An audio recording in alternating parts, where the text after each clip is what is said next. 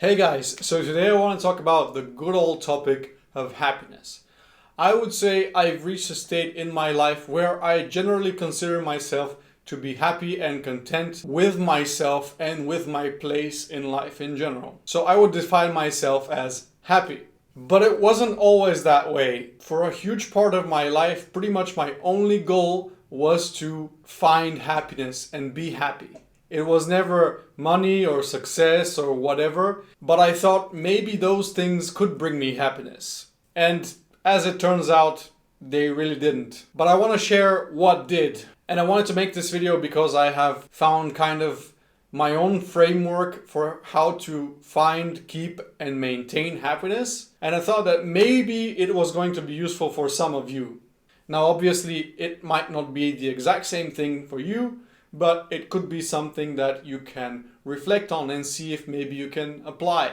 So I'm gonna start off with a bit of my personal story with happiness, and then I will get into the short framework which I actually developed for myself that maybe you can apply as well. Like I said, for a long time, happiness was my only goal in life. And for that very long time, I also thought that success and money and finances and just being successful in the public eye and in my own eye was going to make me happy. And over time, I sort of realized that I was putting happiness in front of me in the future at some point, which kept moving forward. So I was never going to define myself as successful or fulfilled because that goalpost kept moving forward as I grew and I developed as a person and as a businessman or whatever it was that I was doing. So I realized that happiness in the future that is dependent on certain factors like me, I don't know, having a car or being successful or being married or whatever, was never actually going to work. I wanted to be happy now in the present, and I wanted to feel and enjoy happiness while I was working to achieve those things, not when I finally got them. People keep saying the journey is more important than the end destination. So it made sense that I would enjoy my day-to-day life now and the things that I'm doing now more than getting that thing at the end and hoping it makes me happy. Because like I said, every time I achieved something and thought it would make me happy, well, I realized it didn't, or it was only for a short while. So then I thought, well, okay, well then the problem lies with me. And the first thing I realized I had to do is I had to remove that thinking, when I get X or when I get Y, I'll be happy. No, I want to be happy now and I deserve to be happy now. And the biggest thing that I needed to do was to just get out of my own way. Because the desire for happiness is in itself a negative experience. When you desire something, it means you don't have it now. And obviously that brings you some kind of suffering or pain or unhappiness or whatever it might be. So desiring something and being fixated on it is actually a negative experience. While being able to let go and not be attached to that idea, you have a more realistic chance of actually waking up one day and realizing, hey, I actually did it. I feel great. This is also a concept from a writer called Mark Manson. So what he says is that the desire for positive experience is in itself a negative experience, and the acceptance of a negative experience is in itself a positive experience. So if you are unhappy or sad or just something going on in your life, and if you decide not to resist that and just to accept and say, okay, this is what life looks like for me now. It doesn't have to be that way next week or in sometime in the future. This is not going to last forever. As soon as you accept that negative experience, that actually brings you peace. For a long time, just like many people, I've had feelings of inadequacy, feeling unconfident, feeling like I'm not good enough for something. And I just looked at that bunch of like negative feelings and I thought, okay, that has to end. I am good enough, I deserve to be happy, and I'm gonna make it happen. And I'm not gonna be fixated on my happiness. I'm just going to act as a happy person would, talk like a happy person would, not think about it too much, support myself in the things that I want to do, in the things that I want to express, in the things that I want to experience. And as a consequence, I really did wake up one day and thought, wow, okay, everything's pretty nice right now. Like, my relationships are okay, my friends are okay, my work is okay, my health is okay, everything is good. I feel peace inside of me. And then something clicked for me, is that I always imagined happiness would be this ecstatic thing where you're always like very positive, very smiling, very high energy. But it turned out that, at least for me, and as I found out for other people later, happiness is not really about being high energy all the time. Happiness is very connected with peace. I made a short video talking about Naval Ravikant and his quote, which says that happiness is peace in motion and peace is happiness at rest. And I think that really resonates for me, because if you are in a place where you just feel calm and peaceful and just good, then it's very easy for you to convert that feeling and energy into happiness. And the other way around. So one cannot do without the other. If you don't have peace, so if your relationship or work or friends or somebody is constantly stressing you out or being dramatic or whatever is just causing pressure and suffering in your life, he, she, or it is standing directly between you and your happiness. Because peace and happiness are basically the same thing, at least for me. But obviously, with time, I also learned the things that make me happy. I am 30 right now, so when I was younger, I had absolutely no idea what makes me feel good, what I like, what I don't like. Obviously, these are just the normal things of youth, but as you age a little bit more, not that 30 is very old, but now I have a bit more understanding of myself. And for example, that for me, it's absolutely crucial that I keep physically fit and active and do some kind of sports, that I meditate, that I eat good food and eat healthy, that I have time for myself to just sit alone and do something in solitude, to travel and to experience, to be very focused on my finances and make sure that they are prepared for the future and that they are stable. It's very important for me to surround myself with people who I like and respect. And when I kind of put all of these things together, I started to gain a clearer picture of where and how I want to steer my life. Because the more clarity I got on myself, the more clarity I had on what I wanted and what I should do professionally and just generally as a member of society.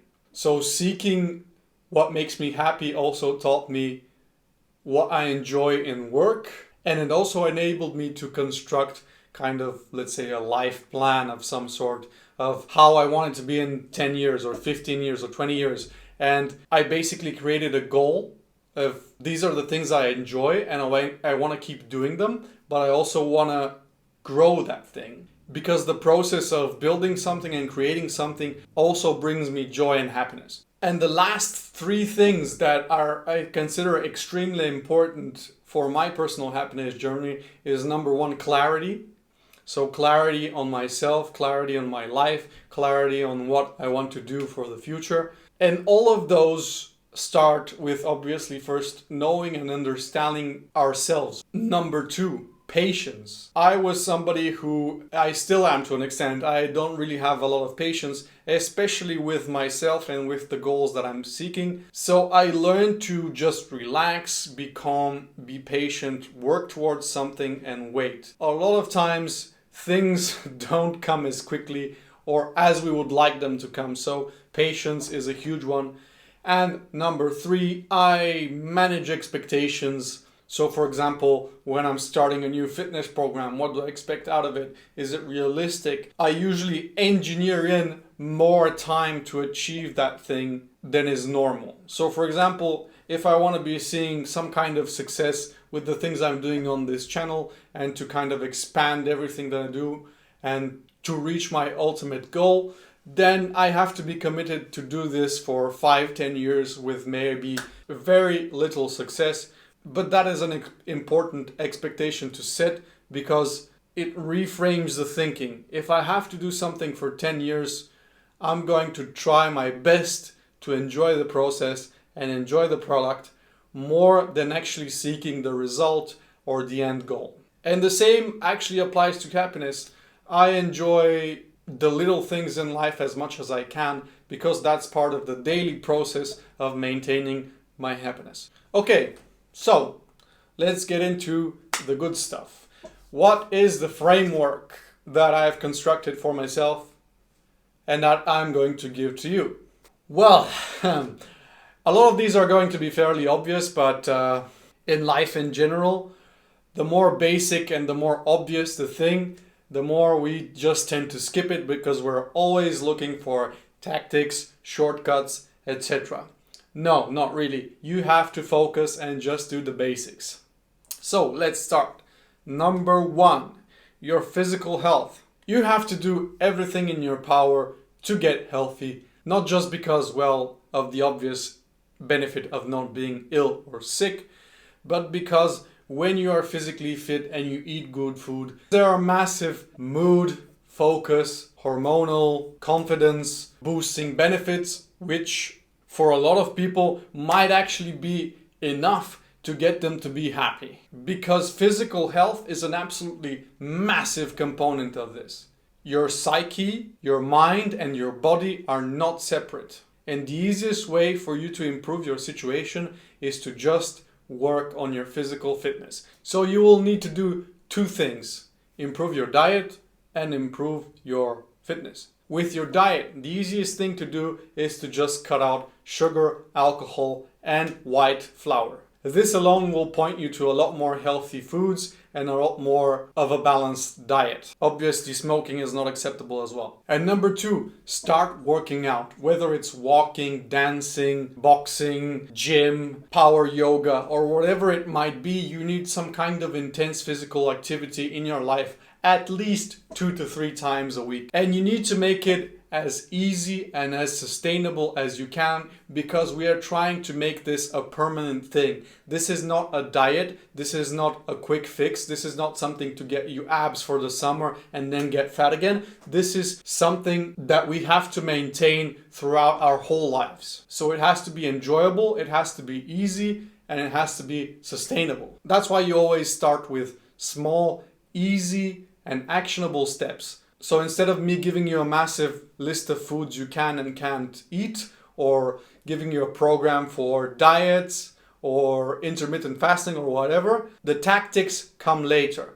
Let's first get the basics. So no flour, no sugar, no alcohol, no smoking. Work out 3 times a week. Anything you enjoy, but it has to raise your heart rate quite significantly and make you sweat. Doing this alone will make an absolutely cosmic difference in how you feel. Number 2, now that we've got our physical health kind of sorted out, we need to work on mental health. Therapy is optimal, but is often expensive for many people. So what you can do is participate in group work or seminars, read literature, build a therapeutic self-help habit. Find out what makes you tick and why. Use it. Read about your specific problems.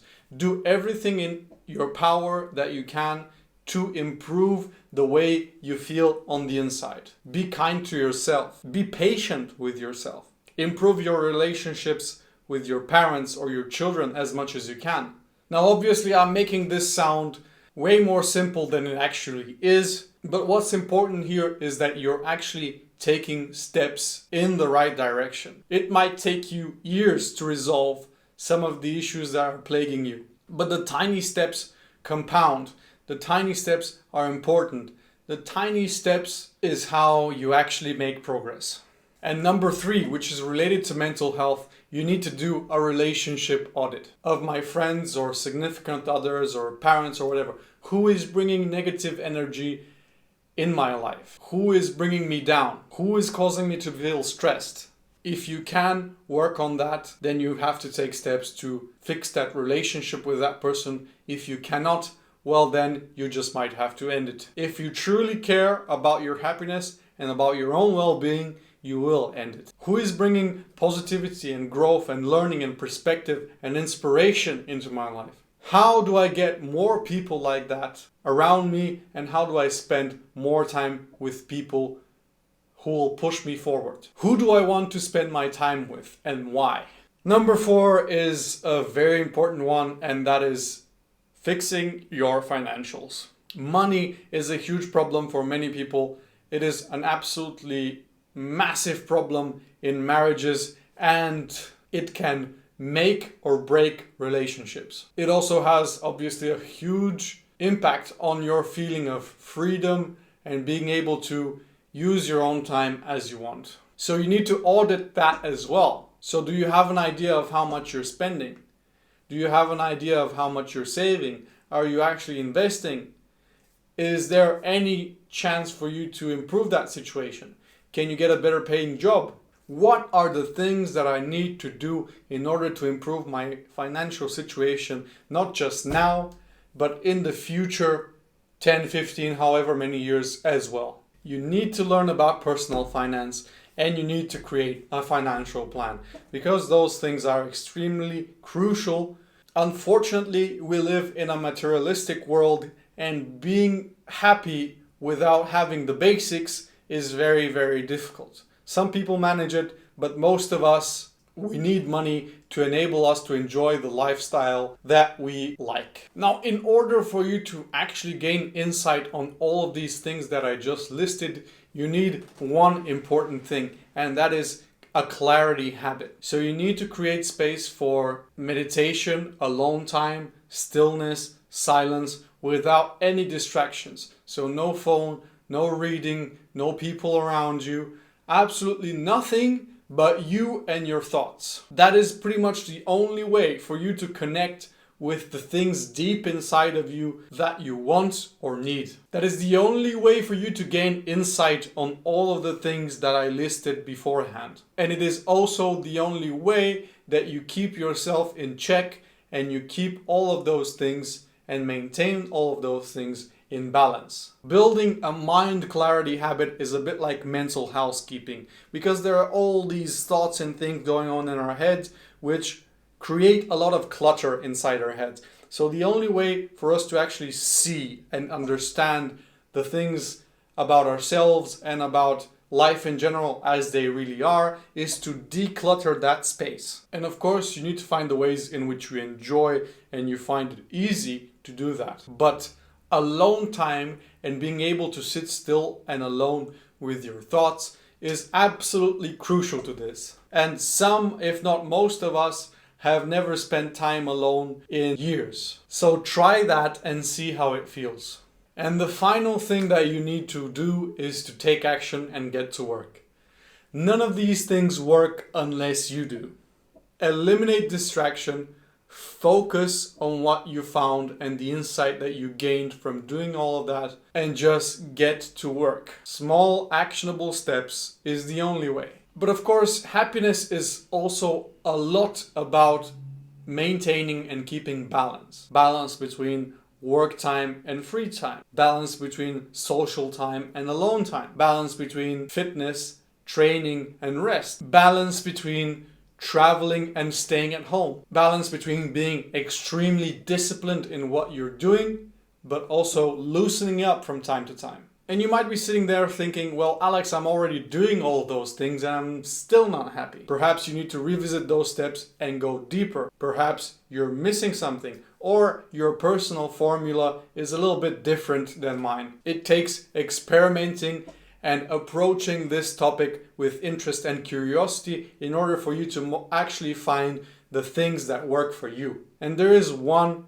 huge step. You need to allow yourself to be happy now. A lot of people think that if they're happy, that will leave them demotivated, that they won't progress or do anything in life just because they are content and at peace. That is wrong. Because let's look at a child, for example. Children are quite happy at very early stages. And we all know that children are very active, very curious, very fun-loving. So what does that mean? Well, it means that if you achieve happiness and you're content with your place in life, it still means that you want to grow and develop and be motivated because you find joy and fun and love in the things that you want to do. Your growth does not stop just because you're happy. It actually gets exponentially bigger and stronger because now you're following your innate curiosity, your innate love and enjoyment of a particular subject, and you're only doing that thing for pleasure. So give yourself permission to be happy now. Don't stand in your own way. Don't be like a parent that says you can't have that candy unless you do X or Y. Just let the kid, which is yourself, have the candy. Live it, breathe it, embody it, enjoy it, love it, express it. Let happiness flow through your every word and action. Live like there is no barrier between you and happiness. Because you, as you are right now, are enough and good enough, and you deserve to be happy. That's it. And at the end of the day, you just relax. Be patient. Do the work and know that the results will come. Everything is okay. Everything is as it should be. And maybe one day you will wake up and recognize that happiness was always there, but you just didn't see it. So that was it from me. Go out there, try those things out. Try and find the things that make your heart and your soul sing. Find happiness now. Because I truly believe if I can do it, any one of you can. It's not that complicated. Thank you so much for watching. That's it for this video. I know it's a bit of a long one, but I will see you next time.